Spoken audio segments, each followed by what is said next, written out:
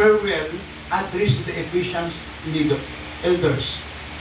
Dito natin makikita na si Apostle Paul pamilin-bilin. In-address niya the church of Ephesians elders, or the church, also the Ephesians elders. He knows that returning to Jerusalem will lead to imprisonment. Nakita ni Apostle Paul, kung basahin natin yan yung Acts chapter 20, makikita mo dyan na si Apostle Pablo, nagdadwa ko, anong yung lingwahe ko? English na lang. Halo-haloin na lang natin, pero lamang yung Ilonggo. Pero hindi naman kayo, kasi kasi yung misis ko taga-Aklan, taga-Numancia eh. Basta taga-Aklan, maganda yan. Amen. Kapag magbalik siya sa Jerusalem, mapriso din siya. Kahit may kabudlayan. But yet, he is compelled by the Holy Ghost to go demonstrating that his commitment to the ministry is unshakable and also unstoppable. Nakita natin the word unshaken is being firm, steadfast, and impossible to weaken, change, or to destroy. Hindi maguba. Amen? Sa sampalaan ng Espiritu, kaya listen, young people, ari ka mo subong, kaya nga, hindi aksidente, na ari ka mo subong. Wala ka mo ginpilit ka ni Pastor. Sino ginpilit ni Pastor? Papulion ko, papulion na. Dapat wala ka ginpilit. Sa pulong sa Diyos, and also as a young people in the church. Kinahanglan, mag-grow ka spiritually. Amen. Kaya nga, sumulat tayo niyo lang, ang tunang na itong Christ for the crisis. Ano yung problema subong sa mga young people? Kaya balik tayo kay Apostle Paul. Si Apostle Paul, ang iya commitment sa Diyos, kung makita nyo na in chapter 20, verse 17 to 27, ang commitment niya, unshakable. But also, unstoppable. Bisan ano man matabo, hindi mag-untat sa pagpangalagad sa Ginoo. Young people, listen carefully. Hindi ka dapat mag-untat. Dapat, as a young people in the church, different churches na ari diri subong, hindi ikaw, young people lang, nalugaw. Amen? People ka, ano ka? Faithful na young people. Hindi lang young people na faithful, but also young people na nanginalo, fruitful sa iyang Kristohanon na pagkabuhi. Young people na nag-increase ang faith. Hindi nga young people na ano lang, magkadto sa church, mapungko, pamati, paulit, pasaway.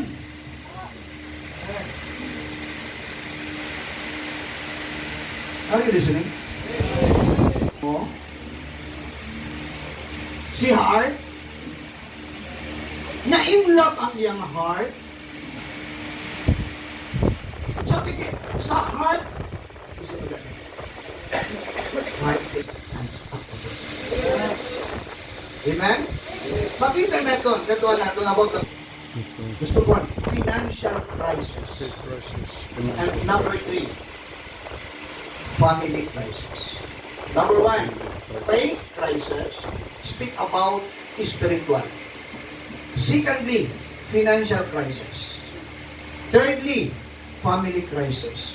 Amo inisubong ang ginaatubang sa mga young people sa church. There are sayings, Christ, when Christ is with you, there is no crisis. Amen. Amen? Are you listening?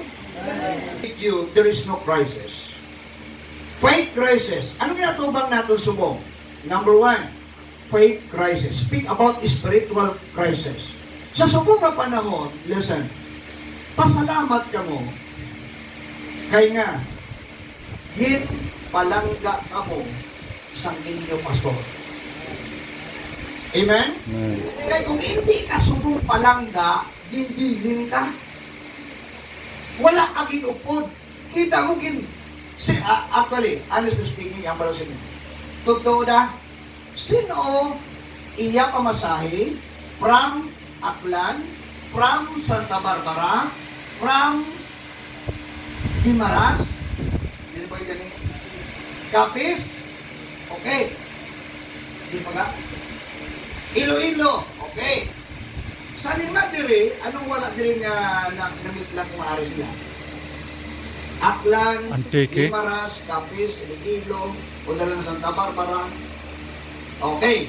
Sino ngayang people, may premyo ko, sino ngayang people nga siya ang nagbayad sa iya ka registration, kag siya ang nagpamasahe, para kadto diri, wala sa nagsalit sa pastor. Bayaw.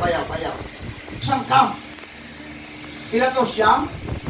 O, pati kag magtubo sa pagpangalagad sa Diyos. Amen.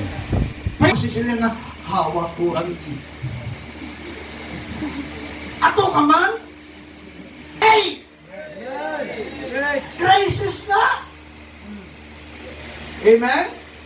Crisis! Pero bang doon na doon? Tiyagan, duwa lang ang nagbatong sa Ginoo. Duwa, right? Tiyagan, pastor? Duwa? O, duwa lang. Kung silingon, save ka mo tanan. Kay save kita tanan, kinano? Save to serve kita. Ibalaan nyo. Save to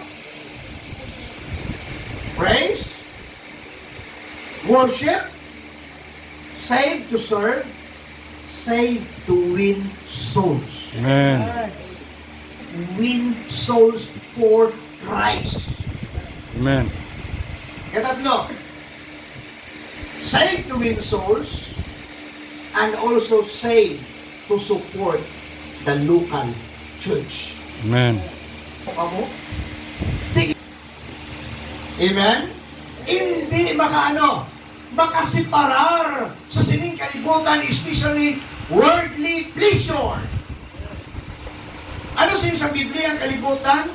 John chapter 2 verse 15 to 17, love not the world, neither the things that are in the world. Lantaw niyo ba lang supon sa Biblia? If any man love the world, the love of the Father is not in him. For all that is in the world, the lust of the flesh, the lust of the eyes, and the pride of life is not of the Father, but it is of the world. Are you listening? Kung nakita mo imo-ibod doon na tuyo, sikuhang with the unbelievers, for what fellowship hath righteousness with unrighteousness? And what communion hath light with darkness?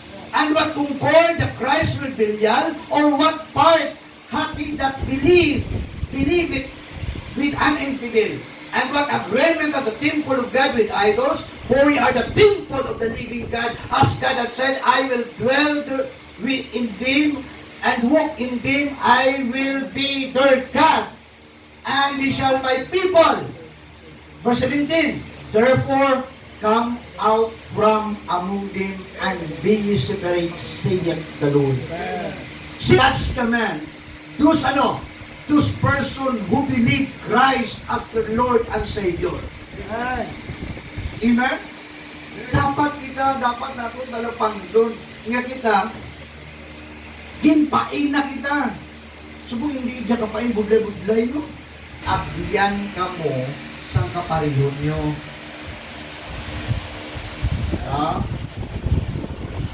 Kinalang-upot nyo sa inyo church, young people, dapat yung muna kaabyananay. Sa ulihi, kaabyananay ka muna, galuyagay na. Tapos luyagay na, asaway na. Hindi mga bata, yung mga anak, mga Christian man. Right. Are you listening? Hindi nga pagkakita mo to sang nakakita ka guwapo. Ay,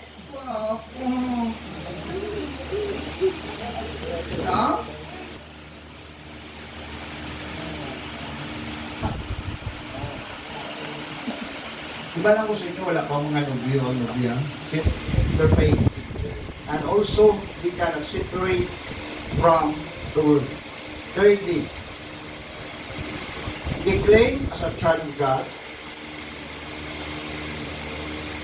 but they can't change. Any man be in Christ. He's ano? He's a new creature. All things are passed away. Behold, all things are. Oh, kita nyo? Mo si Jesus. Amen. Ha? Sa una, hindi ka loyal, subong nagiging loyal ka na. Amen. Oh. Kinanglan nagabag-ong imo kabuhi. Hindi lang pagkikulaw, hindi lang loyalty, but also lifestyle. Amen. Ang lifestyle mo dapat nagabag-o. Amo na gani sa linggo, kung lalaki ka, gawi ka lalaki. Gawi ka babayi, mahina, hindi ka laki ako. Hindi nga, lalaki ako.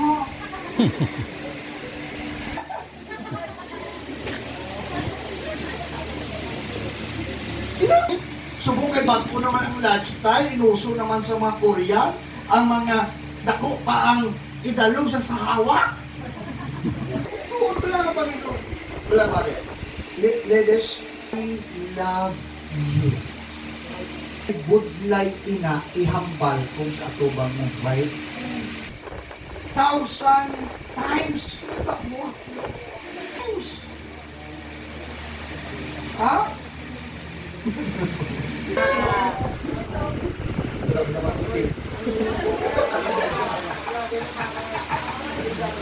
Loyalty and lifestyle.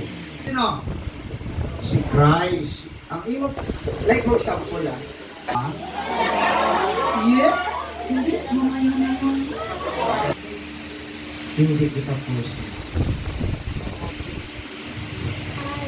Ang ukis, kasi first love ko si Jesus. During the time financial, actually may mga financial crisis na nag-apply ka. Which command you this day, and a curse if you will not obey the commandments of the Lord your God. Kalaman dali, ang asukal dali kalaman. Paghalin ni mo diri, kinanglan ikabuhi mo. Lord thy God, naga-overtake sa imo. Hindi ko na pa yun. Joshua chapter 1, verse 7 to 8. Joshua. Kanina. 7 to 9. Katuman sa Diyos. Amen? Pero kung nagatuman ka sa Ginoo, gina-observe nimo ang word of God, magiging successful ka. For the crisis. Amen. What? When Christ is with you, there is no crisis. Amen.